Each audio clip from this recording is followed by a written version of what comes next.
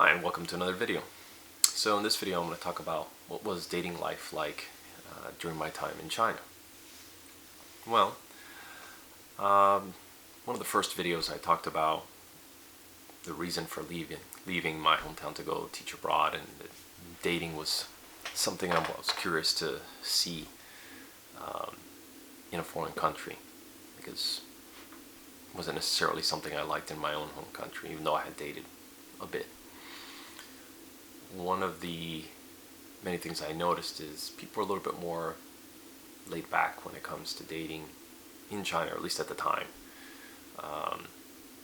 Generally speaking, they weren't as money hungry, materialistic. And I'm overgeneralizing here. There are people who are that way, yes, but it seems like people are a little more willing to give someone a chance initially and to date a bit before. Oh, you don't have $1 million, you don't have a Porsche, bye, So it's a lot easier. And part of that, I suspect, is something that a coworker had said, which he called the foreigner effect, which I really call just the exotic effect, where you go to a country where you look completely different than most people, so you're going to have that exotic look to you, something different, something exciting, or at least for some anyway. In as much as Asians were exotic and different to me, even though I was in their home country. So that tends to help out your chances a bit because you look different. And for example, a lot of Asians like the eyelid, or the double eyelid as they call it, and so they find it attractive or beautiful. So it's, for them, it's the standard of beauty, and a lot of times they'll go and get surgery to get that. Well, you as a Westerner or non-Asian expat have that naturally, so already, boom, you're ticking off something that they like.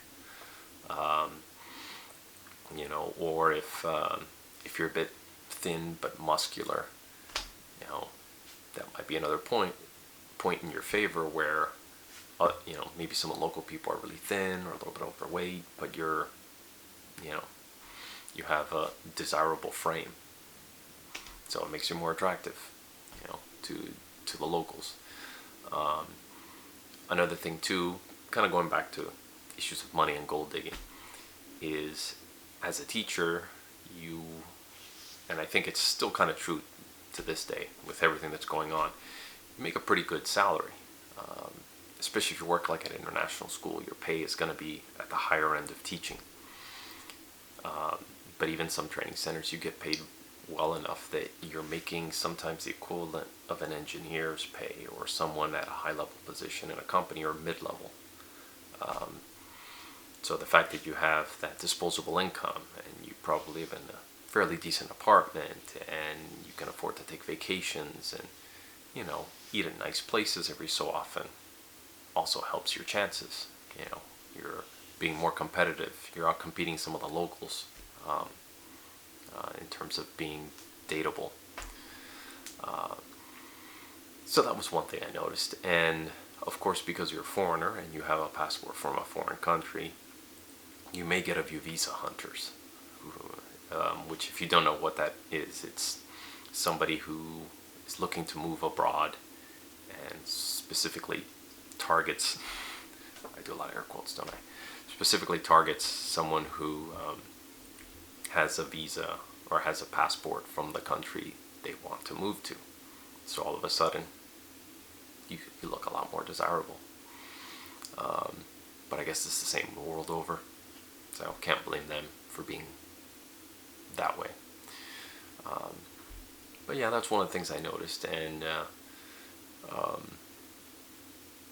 it was just a lot less stressful. I noticed that, and maybe it's because of all these exotic, the exotic features, pay, and other things, that maybe it gave me and others a competitive advantage, because all of a sudden our situations are and our fortunes have been turned around, whereas in our home countries, maybe we're at the middle to lower end of the pay scale or the desirability scale or whatever, and all of a sudden you take that person and you prop them in another place where all of a sudden they're on the upper 25% or upper 50%,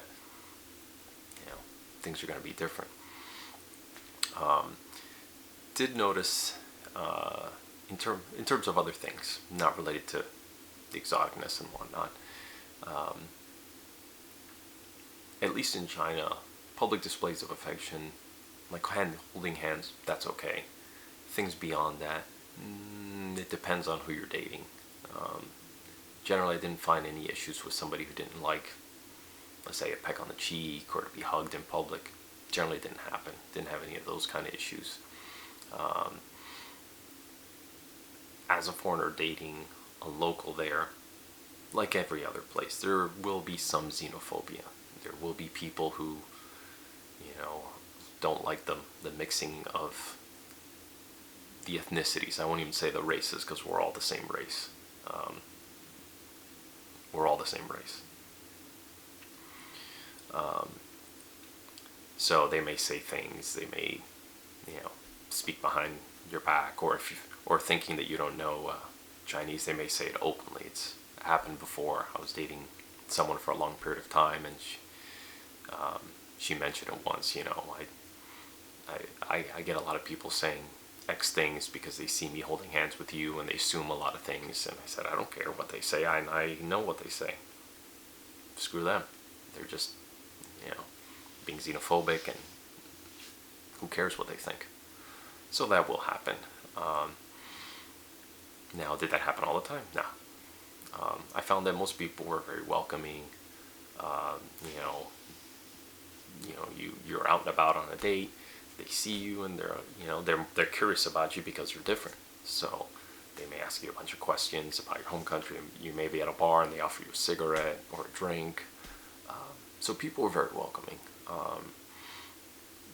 And you would get people flirting with you quite a bit if you fit whatever their criteria was for someone who's desirable. So that happened quite a bit. So it was quite a shock for me to go there and get as much attention as I got. I did not expect that. I get a lot of people flirting with me, which wouldn't happen in public, and even some students in the classroom. They were all above age. Just get that out of the way before anybody gets any funny ideas. It was just a big part of culture shock for me. But yeah, dating. Now there were cultural issues, like if we got married, I want to be put in charge of all the money. And it's like, not happening. No. So there were kind of those issues or questions about, how much do you make? Which if I was serious about someone and we had been dating for a bit, at least a few months, then I generally would tell them that. But if they kind of insisted on it in the first few dates, I would just say I make enough. So that kind of weeds out that for what I would call the undesirables, those who want to know that off the bat and are thinking about economics first. Well, then you're not looking at me as a person. You're looking at me as, an employer. Bye. So it was a generally good experience. Anyway, see you in the next video.